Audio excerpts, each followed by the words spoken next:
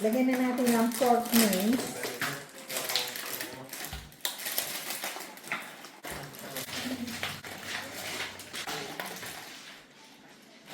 Two tablespoons of salt. 2 tablespoons of ground pepper. 2 tablespoons soy sauce.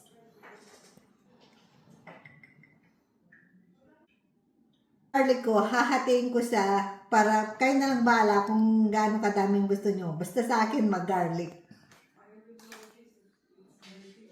Masarap kung mag-garlic. Brown sugar, depende sa panglasa nyo kung gaano kadami ang gusto nyo asukal.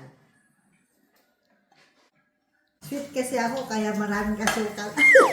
2 tablespoons ng paprika. Kung gusto nyo, dagdagan nyo sa panglasa nyo. Pero sa akin, dalawa lang. Ilan cornstarch ang lalagay nyo? Lalagyan ko siya ng 10. Sa 10. MSG. Lagyan ko siya ng 1 kutsara. O, yan. Kung gusto nyo, ibuhos nyo lahat. Chicken powder para mas lalong malasa. Yan. 1 tablespoon na suka. Nagsabon ako ng kubay ko nagmekos-mekos na tayo. Mas lalong sasarap.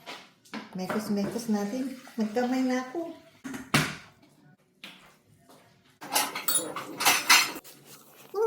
Tingnan laman ito para makagawa na tayo ng langgunisa. Talian na natin.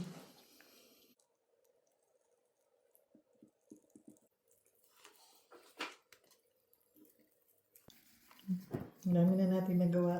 Ito na yung langgunisang nagawa natin, Ang haba. Ayan. Ikot-ikutin lang natin. Juicy.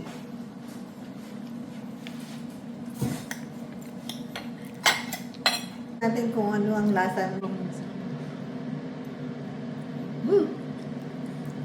5 pack na chicken din yan. Bawang. Start. Asin. 2 kutsarang asin. Paprika. Ito yung chicken powder. Aswete. Pampakulay natin. Aswete. Yan. 2 kutsarang suka. Menta. Yan. Lamasin lang natin.